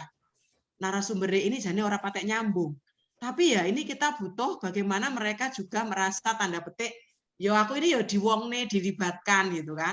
Walaupun agak didikte nanti sekitar ini ya Pak ya yang disampaikan gitu ya. Walaupun improvisasinya mungkin beda dengan kita gitu kan. Monitoring Mas, monitoring mereka kita libatkan. Minimal kan mereka dapat transport gitu ya. Kalau memang boleh juga diberikan honor, kita berikan honor sesuai aturannya gitu. Karena kalau misalnya langsung minta cashback sekian rupiah gitu, kayaknya kalau sekarang sih sudah nggak terlalu berani. Kalau dulu memang saya pernah dengar ada, tapi kita juga tidak mau seperti itu gitu ya. Nah ini cara-cara yang bisa kita sikapi karena tadi saya sampaikan pelan-pelan itu kita bisa melakukan perubahan. Saya punya pengalaman lagi begini. Saya dulu itu pernah punya program dengan 1 donor gitu ya. Tradisi di kita itu kan yang namanya peserta itu kan tuh podo, mbok kepala dinas pesertane, mbok office boy diikutkan itu kan peserta itu kan tanda transportnya, per diem dan lain-lainnya kan sama. Nah, saya diminta waktu itu, loh Mbak ini yang datang itu kepala bidang saya, masa transportnya itu beda, masa kamarnya beda. Saya mengadvokasi begini pelan-pelan. Maaf ya Bu, kalau di kami standar itu tidak dibedakan apakah dia itu eselon berapa dan sebagainya. Di pemerintah itu memang ada seperti itu gitu ya. Kami dengan donor itu bertanggung jawabnya ya peserta sekian kali sekian rupiah sekian gitu kan. Kalau misalnya ibu mau minta yang lain, minta lebih, kami nggak bisa. Mohon maaf, kami nggak bisa. Atau saya balik begini, apakah kira-kira sampean berani ngomong ke peserta, peserta uangnya dipotong? Karena waktu itu kan kita bekerja dengan mereka gitu ya. Maunya dia itu uang kita diminta diatur ala mereka. Saya nggak mau gitu kan, karena kami mempertanggungjawabannya kan gini, daftar hadir 50.000 transport, maka orang nerimanya 50.000. Nggak bisa dikasih 25 karena 25 dikasihkan kepala mereka atau pimpinan mereka dengan standar mereka gitu kan. Nah pelan-pelan itu ya pelan-pelan itu awalnya juga mereka agak gimana gitu, tapi yang penting kan saya tidak memakan uangnya mereka. Saya bertanggungjawabkan ini loh Bu, terima 50, tanda tangan 50, terima 50. Konsumsi saya bayarkan jenengan 30.000. Soal jenengan belikan 25.000 karena biasanya di pemerintah itu juga harus kita pahami Mas. Kita kan pesen 25 kotak. Yang makan kan 30 orang. Nah, sampai tukokno rego 15 gak masalah. Yang penting saya memberikan sekotak 25.000 kali sekian orang. Nah, itu juga edukasi buat mereka bahwa kita nggak mengambil uang itu. Nah, pelan-pelan akhirnya mereka terbiasa dengan irama seperti itu. Itu saya kira kalau misalnya kita langsung, wah ya nggak bisa, itu kan menjaga hubungan juga. Jadi kita pelan-pelan dengan bahasa kita, tetapi kita juga harus akuntabel. Jangan bilang kamu nggak boleh ngambil, tapi saya ngambil gitu kan.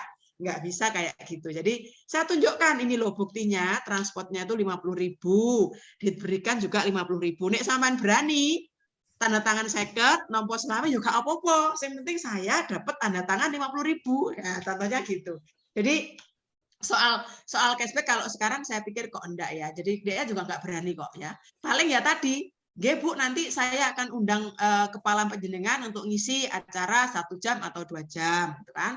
Atau misalnya nanti pada saat kalau kemarin saya punya pengalaman itu masih urusan dengan dewan. Jadi ini kalau dengan eksekutif saya rodok lumayan. Kalau dengan dewan ini saya rodok ya opo gitu ya. Cuman bahasa mereka memang ini nanti untuk konsumsi, untuk akomodasi gitu. Jadi ya akhirnya untuk pelan-pelan saya selalu begini, perubahan itu mungkin perlu bertahap. Jadi tidak harus langsung frontal. Karena kalau misalnya prinsip kami gini, nek itu ke tangan lembaga yang tidak kapabel, luwih cilaka meneh, Mas. Jadi program-program itu sebisa mungkin dengan segala negosiasi kepegang lembaga yang kapabel atau lembaga yang akuntabel gitu ya, selama bisa dipertanggungjawabkan dengan baik. Lah cilokone nek dikekno lembaga-lembaga sing tadi, mek ana jenenge mari untuk program 100 juta meneh jenenge hilang wonge ganti lembaga baru lagi. Itu banyak. Makanya kami kemarin di provinsi juga bersemangat mendorong Bakes Bangpol itu punya ODK Collect, artinya lembaga-lembaga yang dinyatakan cukup kapabel di daerah, sehingga ketika ada OPD teknis mau bekerja sama, tinggal ngasihkan, ini loh, nek sampean kepingin kerjasama dengan LSM, pilihlah mana-mana yang menurut sampean kompetensinya itu sesuai dengan kebutuhan. Nah ini saya kira apa yang saya sampaikan itu juga tidak bisa serta-merta cepat ya, atau instan ya, itu butuh ketelatenan, butuh tadi keyakinan bahwa yang kita omong itu memang bisa dilakukan oleh mereka, kayak gitu-gitu. Nggih, saya kira itu. Ya, itu kiat-kiat atau sendiri Mbak ya memang saya pikir. Tapi mungkin juga salah satu budaya yang sangat mendukung di Jawa Timur nih. Ngomong belak-belakan tuh nggak masalah gitu kan. Iya, direct ya, gitu betul, lah. betul, Pak, betul. Ini saya kira salah satu juga sih keuntungan yang di teman-teman di Jatim itu ngomong ya pokoknya apa adanya gitu kan. Mungkin di tempat lain agak berbeda sedikit juga ya. Pakai wo gitu kan. Kalau di dan mungkin karena saya juga punya hubungan masih agak dekat ya. Jadi aku ngomong kayak iso Mbak kayak gini-gini gitu itu biasa. Berani ya. Ya, betul. Oke, Pak, betul. Ya, tapi itu saya kira bagus. Memang saya pikir baik sejak awal itu sudah transparan lah kita ya. Pokoknya kondisinya begini loh, terus terserah mau diapakin, tapi ini kan harus begini ya. Itu saya pikir salah satu prinsip tadi. Jadi salah satu prinsip tadi yang harus kita pertahankan juga. Iya. Supaya kita nggak dikooptasi juga oleh mereka. Iya, betul. Dan juga tidak ada asumsi bahwa kita ke tanah korupsi atau apa gitu. Kita terus terang saja. Gitu. Baik, ya saya kira itu obrolan yang sangat menarik ya. Jadi saya kira prinsip yang disampaikan tadi di dalam presentasi Mbak Kia tadi sangat penting juga. Artinya walaupun kita fleksibel, tapi tetap harus independensi kita terjaga.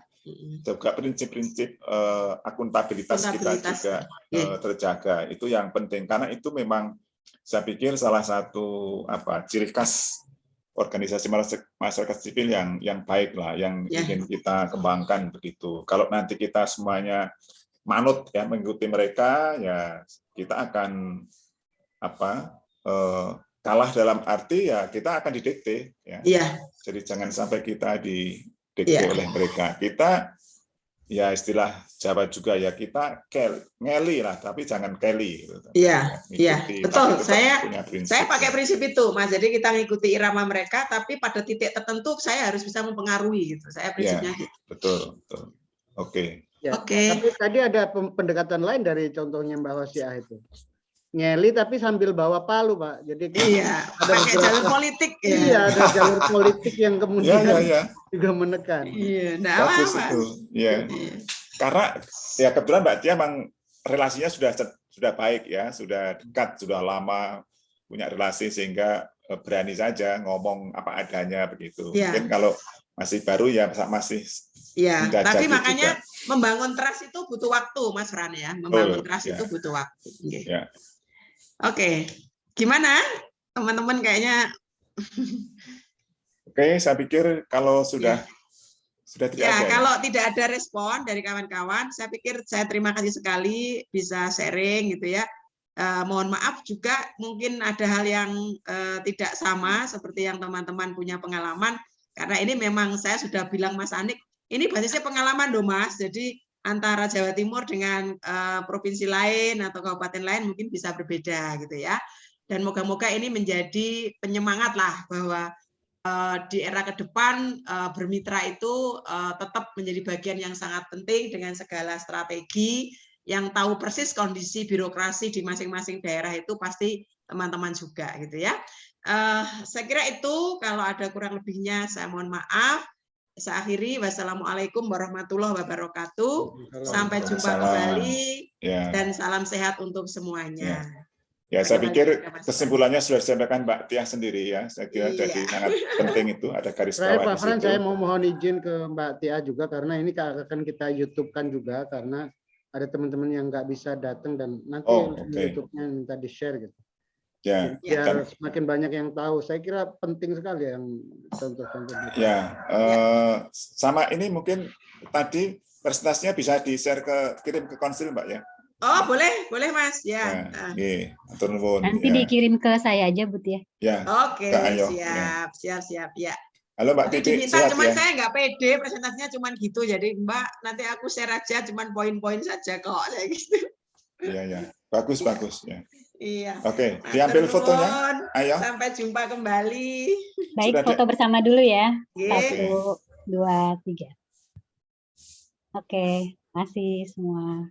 Ini Mbak Tini kelihatan tadi baru. Iya, Mbak Tini salam kenal ini, saya belum. Udah saya ambil lagi. Mbak Wiwit, halo, ini sudah berdiskusi tapi baru lihat Mbak Wiwit.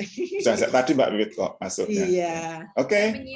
Matur nuwun. Saya juga. Terima kasih. Selamat sore, saya izin live dari tadi pagi di kantor ini nggih. Matur nuwun. semuanya. Kembali Mbak Titi, halo Mbak Sia semuanya, Mbak Esti. Mbak Esti ya.